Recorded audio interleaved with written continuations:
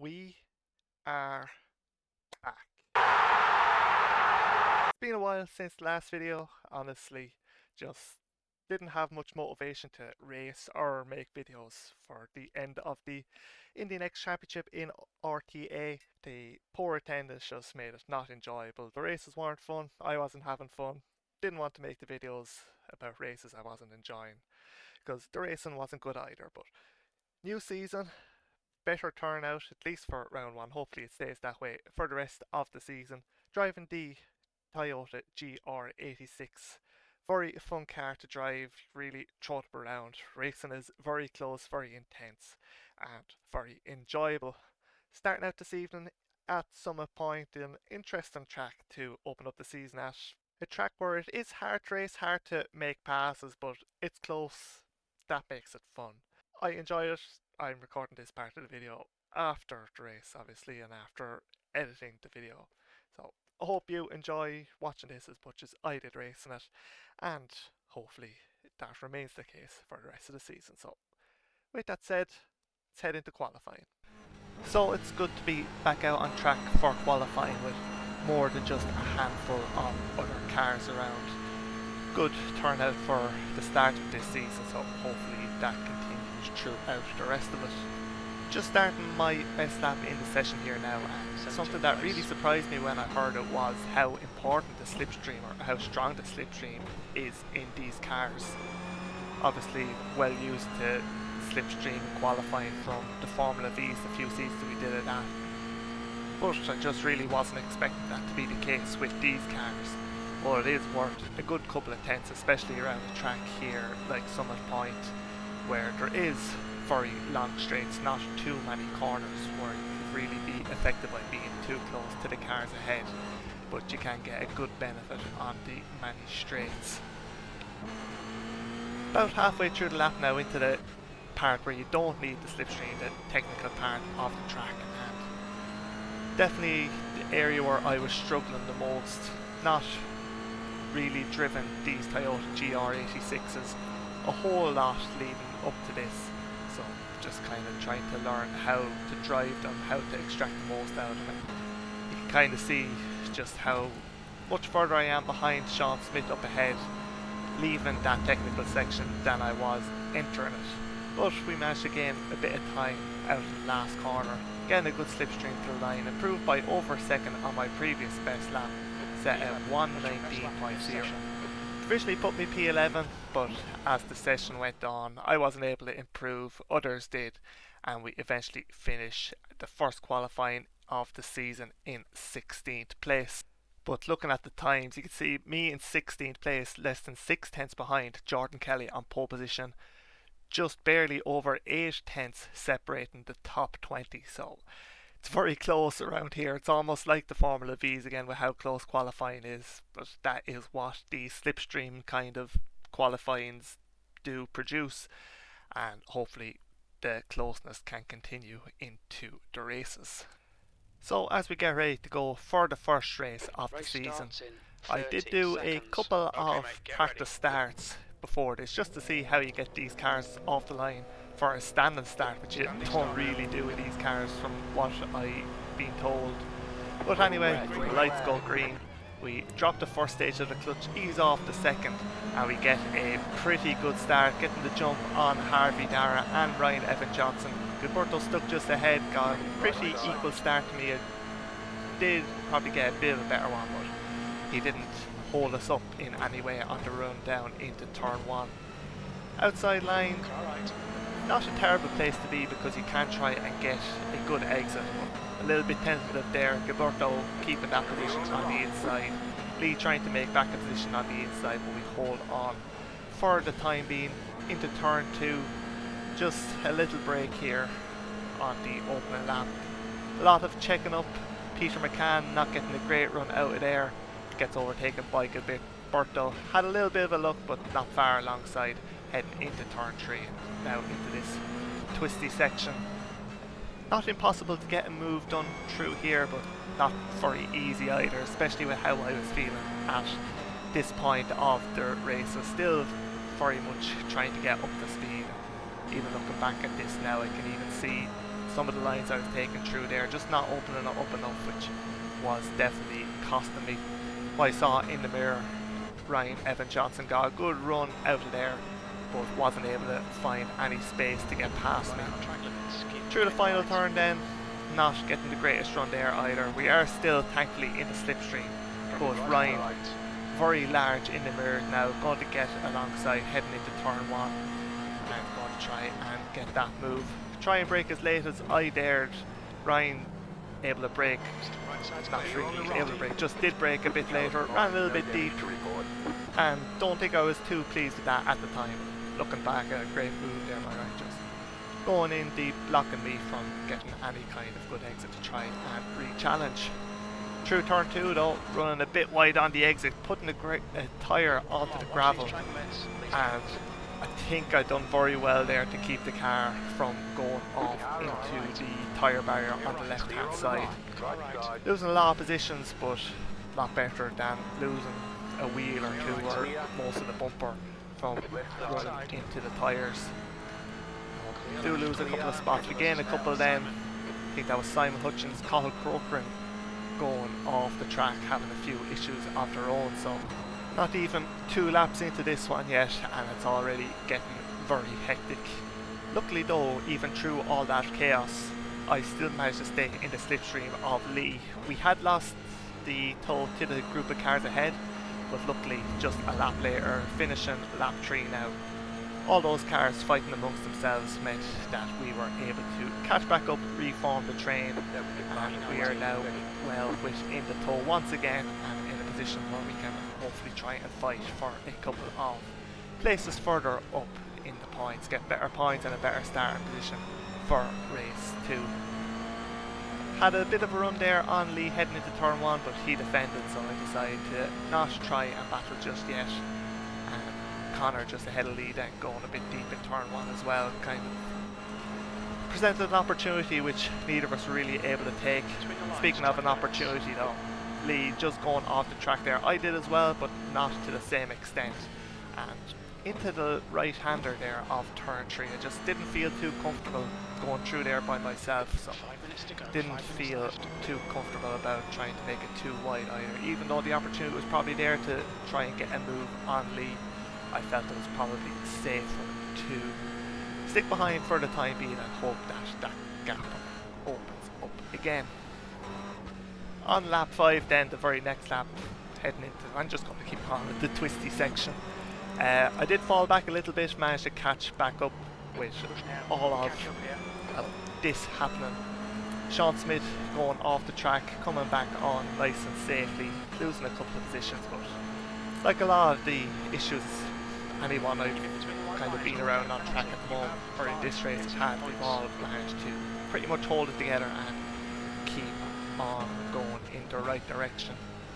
Heading into the final corner then, you really check up a lot more in these trains than you do when you're going by yourself. And something that I tried to note, that if I was looking like I was getting better exits than the cars ahead, I could just drop back a bit before that corner, just take it normally and then carry more speed down the straight into turn 1 to try and get a move done. Turn 1 is obviously the best place to get overtakes done around here, so that is just something that was in the back of my mind and just keeping there for if I need it later on in this race or in race 2 and race 3. For anyone that isn't familiar with the format in RTA, obviously we finished qualifying, you saw that everybody was on track at the same time. That's a 15-minute session. That sets the grid for this race, which we are in now 10 minutes. The finishing order from race 1 sets the grid for race 2, which is 15 minutes, and then for race 3 the top 8 from race 2 are reversed. So if you finish 8th in race 2, you start on pole for race 3, and then everyone outside of the top 8 starts where they finished in race 2. So if you're in the lower reaches of the top 10 in race 2, you really have to try and get into that top 8 to get the reversed grid. Back to this though, 2 minutes left, probably about 2, maybe 3 laps. Get a good run out of the final corner on Sean Smith. He defends the inside, which is probably what you're wanting to do. I tried to carry speed around the outside and then just try and get on the power there as I could, but going a little bit deep, had to focus on just keeping the car on the track rather than overtaking halfway through that corner, and he's able to hold on to that position for the time being. I know now that, like I mentioned, I'm able to get better exits out of the last turn, if I can say what I'm trying to say properly. So we will try and hopefully set up that move on this next lap. Tried to get down the inside into this hairpin, I suppose you call it, but wasn't able to do it. Sean holding on for now as speed on down to the final turn. Into this, I lifted off just a little bit early, like I was saying, getting on the power a little bit earlier then, as there's a big puff of dust up ahead as we start the final lap of race 1. We get a good run on Sean, not as good as the last lap or the previous lap. We're in the slipstream, Sean pulling to the inside. I think that was kind of half defence, half trying to make a move on Lee. We go for a bit of a switchback, getting on the power nice and early on the racing line. And Sean and Lee are side by side, Darren and Lee up ahead, side by side, myself and Sean side by side, and the two boys on the inside line managing to hold on to those positions. Sean is now side by side with Lee heading into turn 3 corner. I said I wasn't too comfortable going side by side, and so I wasn't too comfortable in trying to get too involved with that either. As we head through the twisty section in, I knew around this turn I wasn't going to be able to hold it around the outside of Lee, but I gave it a go and done my best. Last chance we have now to try and make up any places in this one is to get a run out of the final corner, and it's a long run then to the line, so there's still a chance. It's slim, but there's a lot of fighting up ahead, so there's always an opportunity. As Dara there in the yellow car is sent off track, as is Dermot Toomey, so we do make 2 places up, which is good. All of that meant we weren't able to get a good exit out of the final corner, and we crossed the line to finish race 1 in P17, which, considering starting in 16th, you'd kind of think a bit disappointed with that, but overall, after the almost crash I had in the opening stage of that one, recovering back to 17th is a pretty good result, and more importantly, compared to last season in the NX cars, this race was a lot of fun and gives me a lot of excitement heading into race 2 and the rest of the season. So just before race 2, if you saw my videos from the Indy next season, you saw that I introduced the RTA team radio, which will be coming back for this season. I have some plans for it, but I just messed up the recording in OBS with the different scenes and didn't record the Discord audio for this one. So it's all fixed for round 2, and it will be mid-return for that video. But back to this one now. We are already going and got a pretty good start. I think some people kind of figured out the starts compared to race 1 for this one, and didn't make up as many places, didn't make up any places in fact, as with the inside line just hitting the curb a bit too much there through turn 1, and we weren't able to get past Lee Cogan for 16th place. Heading into turn 2, up ahead somebody's got tagged and gone for a spin, and that has caused a lot of cars to slow up. We just, well, I was going to say send it, but I did take it very cautiously, but then when I saw the gap opening up like it did, I just floored it when I knew it was safe. Gained a load of positions there, and we are now up into, I don't actually know what position because my overlays didn't load for this round either. All sorts of technical difficulties, but we're more focused on the racing here now, as through these S corners we are right up behind Evan Dalton and Peter McCann. Evan let loose from the commentary box for this first round and doing very well into the last corner. Just going a bit wide through there. I was trying to slot back in behind Evan, but just misjudged it a bit, carried a bit too much speed, severely compromised my run down the pit straight. Conor Amelia well in the mirrors there. I defend to the inside. Moving back to the middle of the track then, and taking the inside line into turn 1. Up ahead there's contact between Ryan and Peter, and I get tagged just by Peter there, as I think it was Peter who I got tagged by. Whoever it was just got tagged as they were spinning around. Nothing they could do about it. And we are down to second last of the cars, running down into 23rd place, unfortunately. But now looking back at a replay of lap 1, Ryan Evan Johnson tries to go down the inside of Harvey Dara. They make contact. Harvey goes for a spin. Then on board with Sean Smith, all the cars up ahead, just making sure they avoid that. On the right hand side, gap opens up. Myself and Dermot Toomey fly on through, as there's even more carnage behind us. But then jumping on board with Connor into turn 1, contact up ahead, Peter trying to recover his car, and just one of those things where we all kind of came together in the one spot, and I unfortunately came out the worst with it. It's one of those things that happens in racing, and you just have to get on with it.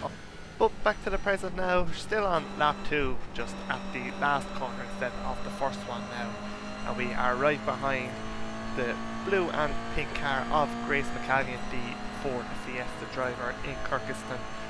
Heading down towards turn 1, happy inside line, we are alongside, and on a break as late as I could really dare, and just ends up being a little bit too late. Run a bit wide, and Grace gets a lovely cut back there, switch back, and holds on to that position. We stayed behind then for the rest of lap 3, and I did feel like I was getting held up a little bit, so into the final corner, you might have noticed there I lifted off a little bit earlier. I noticed on the previous lap I got a much better run through there, and like I realised in the previous race, kind of backing off, making sure you can get your best run through the final corner onto the pitch straight, carry that momentum to get moves done, could be a tactic, and using it to full effect there. And now we set our sights on the group of 4 cars up ahead who seem to be fighting pretty fiercely amongst themselves, so hoping I can catch up and get involved in that myself. And it doesn't take too long, as just a couple of corners later, Simon, who was at the front of that train, just braking a bit too deep, maybe got a nudge, I'm not 100% sure, but goes a little bit wide, and we managed to get past as he is gathering himself back onto the track. Now we're just over a second behind Cahill, who is the next car up ahead, which is maybe just within slipstream range, but it's not a very strong slipstream.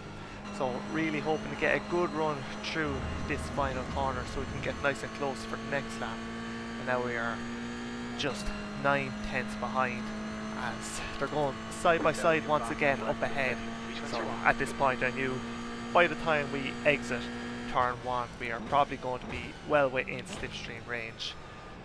Braking nice, and well, not here, just braking nicely. And on the exit, 7 tenths behind now Ronan Keane, who's at the back of that train. Or well, I suppose Simon's at the back of that train now, as we have connected into a train of 5 cars. Through turn 2, running a little bit wide there, luckily not as bad as I did in the first race, and we don't end off in the grass on the left hand side, and we stick to the cars in front. So at this point of the race, obviously it hasn't been going very well, and just really trying to have fun in this one, get a good result, get as many points as I can, and in good position for the start of race 3. Now up ahead you see Eric Lean there, also known as Bicky. I don't know where he came from, but he came across the track and he wasn't sick, so he had some sort of an issue there. Myself and Rowan, I think, getting a bit spooked by how he was going to rejoin. Neither of us getting the greatest run through the second to last corner. We've lost touch now to the cars ahead, Cahill and Harvey, so I was happy enough to see if we could catch up to those, so giving Ronan a little bit of a bump draft into turn 1, making sure not to do it too close to the braking zone. Didn't want to end up making them overshoot and losing more time than if I had just went for the move. I've seen myself how much fighting can make you lose time, so I was really hoping that Cahill and Harvey would fight among themselves, and then myself and Ronan working together, we'd be able to catch back up and give a chance of gaining even more places in this race. Unfortunately though, that didn't really seem like it was working too well. 2 laps later and we have barely closed in at all, if at all, to the cars ahead in the slipstream of Ronan. The last couple of laps I hadn't gone for any kind of move, so maybe going for the dive this time caught him a bit off guard, and that's why he didn't defend it as much. But we were able to brake late around the outside to get that move done. Didn't actually lose too much time to Harvey, the car ahead, maybe a tenth and a half. So very efficient move there, and now hopefully maybe I have some pace and I can help drag Ronan up to the group ahead. Unfortunately though, again, that didn't seem to be working out too well either. You now have Vicky right behind us who got past Ronan. Get past Sean Smith, who was sent for a spin there by Harvey Dara, and through that turn I was a little bit tentative because I didn't know where the spinning car was going. Vicky got a good run heading into the last corner, but he's a very smart driver, knew that there wasn't really any point of him going for a move down the inside there and just losing both of us time, especially when we are now in the slipstream of Harvey Dara. Into turn 1 though, I knew Vicky was going to go for this move. I didn't fight it too much, gave him the inside line. I knew he had much better pace than me. He was up in near the top 5, definitely in the top 10. I think he was 6th when we saw him go off the track. So he has good pace. And see there, we're side by side, just flipping off the throttle to make sure he can take the racing line. Not lose either of us any time as we try to chase down Harvey and then Peter and the group ahead. And that is exactly what we have done. Harvey caught up to Peter and they started battling. That allowed myself and Eric to catch up. This race is a couple of weeks ago from when I'm commentating this now, but I think Peter did have some pretty significant damage from that turn 1 incident that I was involved with as well, so he was struggling for a little bit of pace because of that, which has let us catch up. But he's defending very well. He kept Harvey behind for a lap or so, and now Harvey just managed to get past, but Peter's still doing very well to keep the rest of us behind with his wounded car. Into turn 2, Harvey taking the defensive line, so it's all going to check up a little bit. Unfortunately not enough that I'm able to get a run on anybody. Vicky does get a little bit of a run, but not enough to send it down the inside of Peter, who is, even with a damaged car, looking ahead more than he's looking behind. Into turn 4, I cut in too early there, just rotating the car too much for once rather than not enough in this yoke. Hitting the curve and it unsettled the balance. Managed to thankfully save it from going for a spin, but it has ruined any chance of trying to get a move on the 3 lads ahead, and luckily just able to keep ahead of Ronan for the lofty heights of P19. This we're really fighting for the big points here, but it is what it is. It hasn't been a great race after the lap 2 incident. Considering how it started, I thought it was going to go very well, but we come across the line. Finish in 19th place, and just like in race 1, I feel like I should be more disappointed with that result than I am, but I had great racing there, some great battling, and that's really what it's all about. And obviously it would be nice to get some good results, but they'll come when the confidence comes in the car. Dylan McClemens winning that one just like he did in race 1, so starting off the season as Dylan does. And you can see there Ryan did get a penalty for that collision with Harvey on lap 1, but for myself, heading into race 3, we're going to be starting down in 19th place. So for race 3 then, before this one, there was some chatter about how to get these cars off the line. I felt like my starts weren't terrible, but I felt like they could be better, so trying something different for this one, and it did not work. I don't think. A lot more wheel spin than I was getting in race 1 and race 2, and I feel like I definitely could have got a better start if I just done what I was doing previously. So that's the thing with these races, you kind of have to test things out, and if they work, they work. If they don't, you revert back to what you were doing. Something I don't want to be doing too much more is hitting into the back of Peter, heading into the braking of turn 1. Luckily he managed to hold on to it, didn't spin him out or anything or pinball him into anybody else, but it did upset my run through turn 1 as well. It allowed Daniel to get past, but he's very kind to me, let me back pass through unintentionally, but I still managed to get past as he was all sorts of out of shape on the exit of the second corner. Into turn 3 then, there's a big crash up ahead, a lot of smoke, and just managed, I've taken it very easily, managing to sneak on past. We now have Daniel kind of forcing his way down the inside. I don't know really if there was a car's width there when he went for it, but he managed to find enough room. And yeah, another good start, and then it kind of gets a bit undone by a crash that wasn't really anything to do with me, but I had to try and avoid. But just on that crash, fair play to Peter, because he was shouting on the Discord to check up because of the crash, and only for that I don't think I would have went as slow as I did there. Probably would have been involved with it, so fair play to him for the heads up there. And crossing the line, start lap 2, we overtake Connor, who was involved with that. I think it's the only reason I can think of, that he was going specifically slowly there for a little bit. But we are in 18th place and up just the one position from where I started. Considering the crash that there was ahead, I'm a little bit disappointed that we're not further up. Going to move further down now though, as running off the track on the exit of turn 2, as I seem to do quite a lot around here, and that lets Connor back pass through for 18th place. Skipping ahead then to the start of lap 3, Daniel in the yellow car got a poor run out of the final corner that allowed Connor to get past, and I'm able to get alongside into turn 1, braking late, and I was ahead when we were turning in there, I think. And Daniel just running in deep, makes contact with me, gives me damage, and that's going to affect my pace for the rest of this race as we get past Cottle there, who was having some kind of issue of his own. I really wasn't happy about that move by Daniel, just because it was contact. I don't know if he was going to get the car stopped if he didn't hit into me there at the apex, and it's after giving me damage, which is going to, as I said, affect my pace for the rest of this race. And yeah, kind of a bit annoyed by that, especially in the moment. But even though the races were fun, the results haven't been great, so it is a little bit frustrating.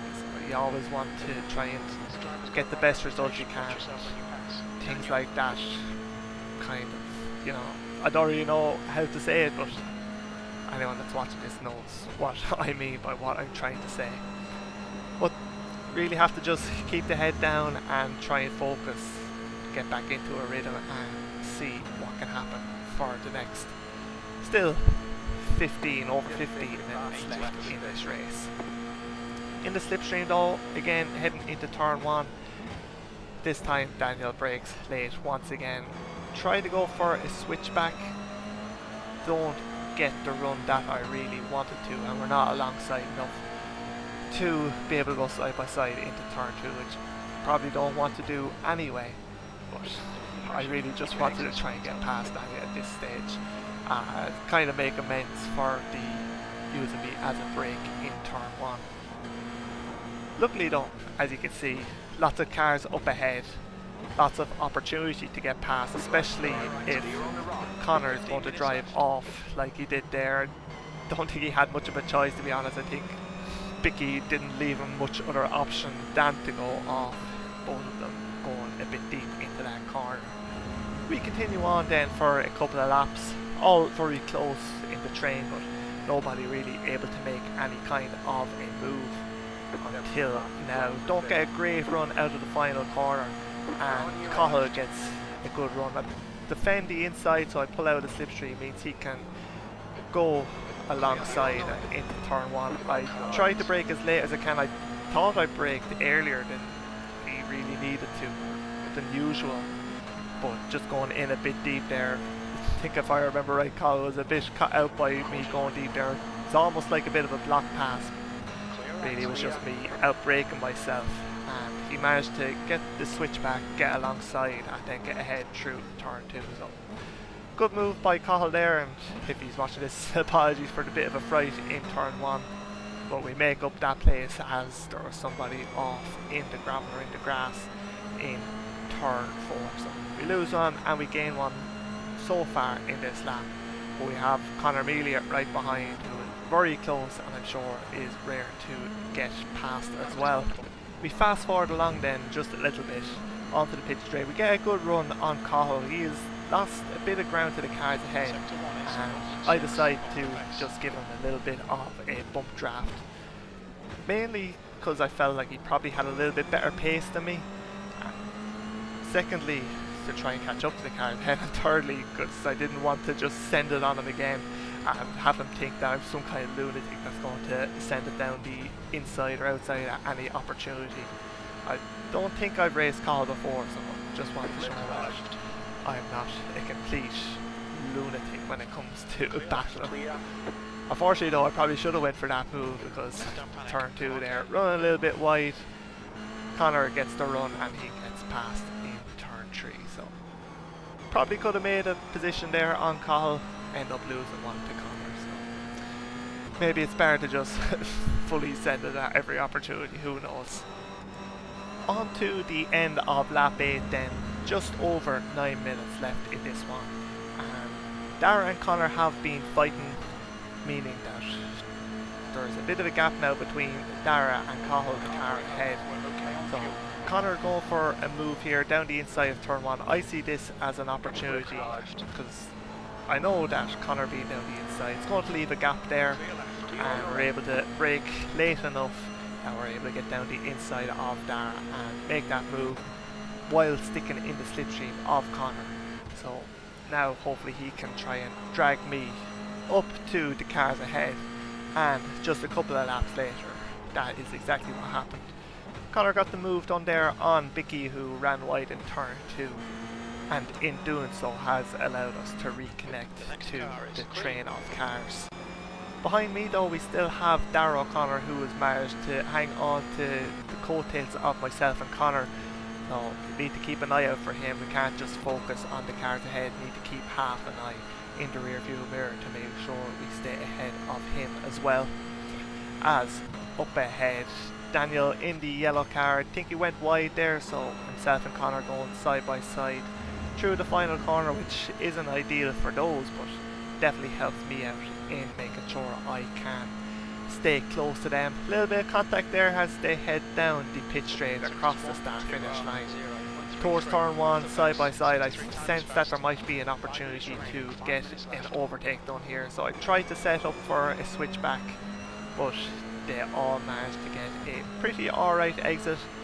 Bicky is able to get alongside Daniel, they're going to go side by side into turn 2, so again I sense an opportunity to maybe get past. I lift off a little bit early, focus on trying to get a good exit, but well, I do get a better exit, but I'm kind of blocked in with the two lads ahead, not getting them to run, and we're not able to get past either of them.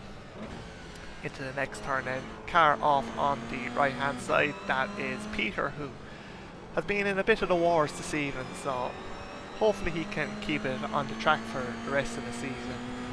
Maybe we'll have a few good battles. We seem to be fairly similar pace around this track anyway, so maybe that's a sign for the rest of the season and who we might be fighting against.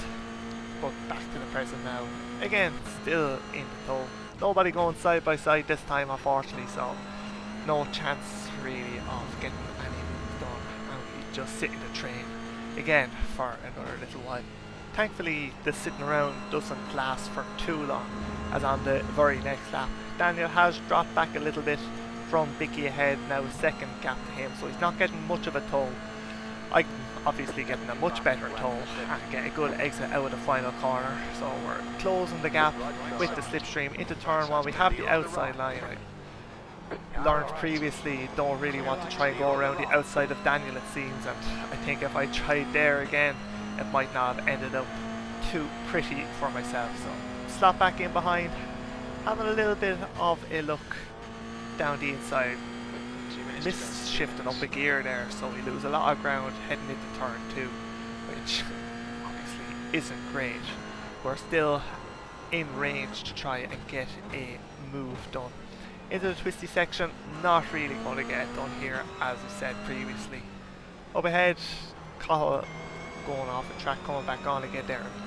I really didn't want to see that, because the gap between Daniel and Bicky was big enough that he wasn't getting much of a tow.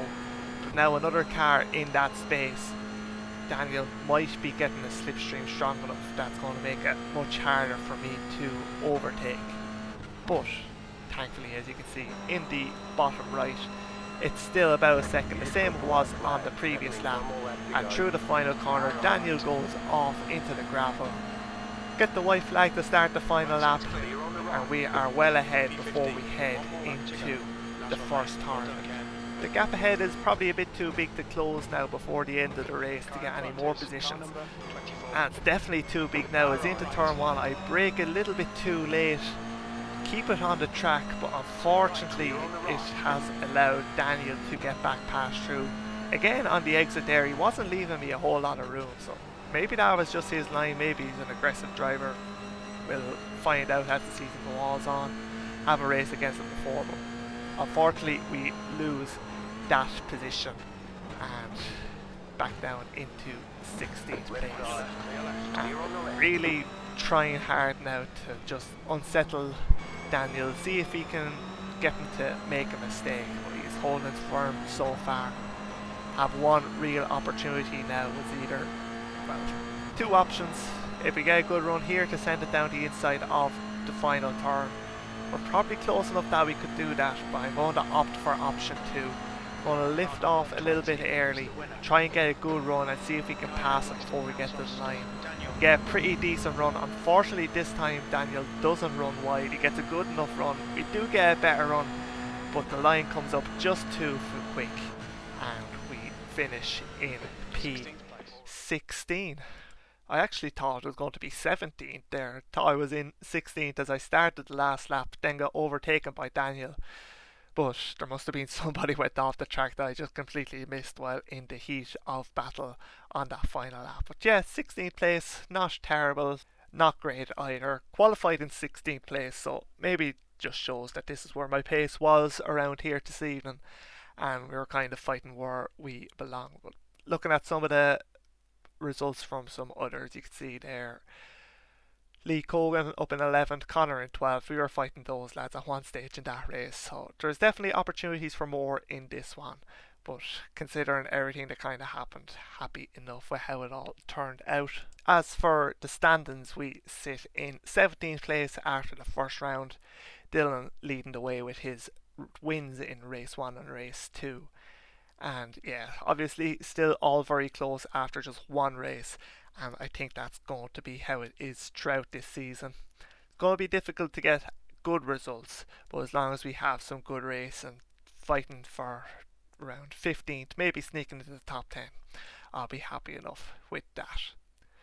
But that is it for round 1. If you enjoyed it, make sure you leave a like and subscribe so you don't miss the rest of this season. But until the next one, thanks for watching. See you then.